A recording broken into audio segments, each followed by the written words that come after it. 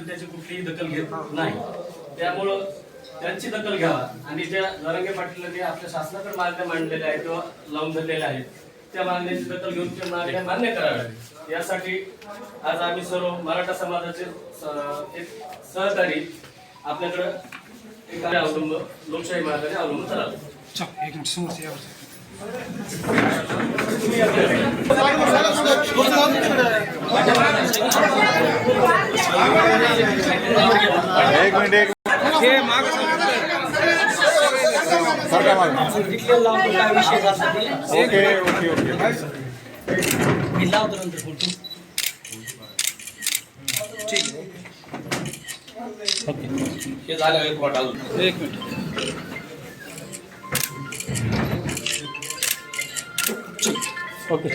काय नाही, ते आमच्या भगिनीच आहेत, कोणीही विरोध केलेला नाही।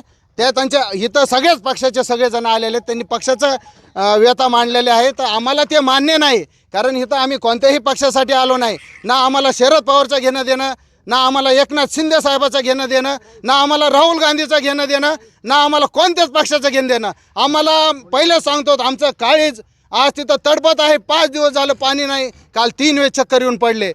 त्यामुळं आम्हाला बाकी कोणत्याही पक्षाचं घेणं देणं आणि मराठा योद्धा म्हणून जरांगे पाटलांना सुद्धा कोणत्याही पक्षाला सपोर्ट नाही। आम्ही त्यांचे सहकारी म्हणून त्यांच्या वतीने जाहीर करतो की कोणत्याच पक्षाला त्यांचा सपोर्ट नाही। योद्धे माननीय मनोजदादा जरांगे पाटील आंतरवली सराटी या ठिकाणी 6व्यांदा उपोषणाला बसले आहेत। मराठा समाजाच्या व्यथा घेऊन तुमच्या आमच्या लेकरांच्या भविष्यासाठी ते आपला जीव जाळत आहेत आणि त्यांना समर्थन देण्यासाठी बीड जिल्ह्यामध्ये आज कडकडीत बंद पाळून प्रशासनाला निवेदन देण्यात आलेलं आहे। मनोजदादाच्या प्रमुख मागण्या 4च आहेत। त्यामध्ये मराठा समाजाला सरसकट कुणबी प्रमाणपत्र मिळाले पाहिजे, हैदराबाद, सातारा आणि बॉम्बे गॅजेट लागू झालं पाहिजे, मराठा आणि कुणबी एकच आहे याचा GR काढला पाहिजे आणि आंतरवली सराटीसह महाराष्ट्रात मराठा सेवकावर झालेले गुन्हे पाठीमागे घेतले पाहिजेत। या प्रमुख मागण्या घेऊन मनोजदादा त्या ठिकाणी उपोषण करतायत आणि ते उपोषणाला पाठिंबा देण्यासाठी बीड जिल्ह्यातील आमचे सर्व मराठा सेवक शांततेच्या मार्गाने प्रशासनाला या ठिकाणी निवेदन देण्यात आलेलं आहे। प्रशासनाला यानंतरची आमची भूमिका एकच असेल, प्रशासनाने येत्या 2 दिवसात मनोज जरांगे पाटील यांच्या मागण्या मान्य करून उपोषण स्थगित केलं नाही तर येणाऱ्या 2 दिवसानंतर प्रशासनाला मनोजदादा जे म्हणले होते तुम्हाला पेलणार आणि झेपणार नाही असं आंदोलन आम्ही महाराष्ट्रात उभा करू आणि प्रशासनाला त्यांची जागा दाखवून देऊ। आमचा काळीज मराठा योद्धा मनोज जरांगे पाटील समाजाला लाभलेला देव आहे, आज तो संकटात आहे। त्यामुळे इथं कोणीही पक्षाचं नाही ना जातीचं आहे, ओनली वन जरांगे पाटलांचं आहे।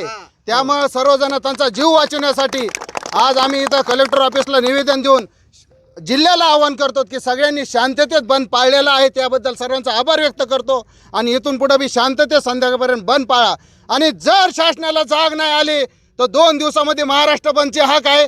त्यानंतर आम्ही दाखवू की मराठा जर खवळला तर या सरकारला सळो का पळो करून सोडतो।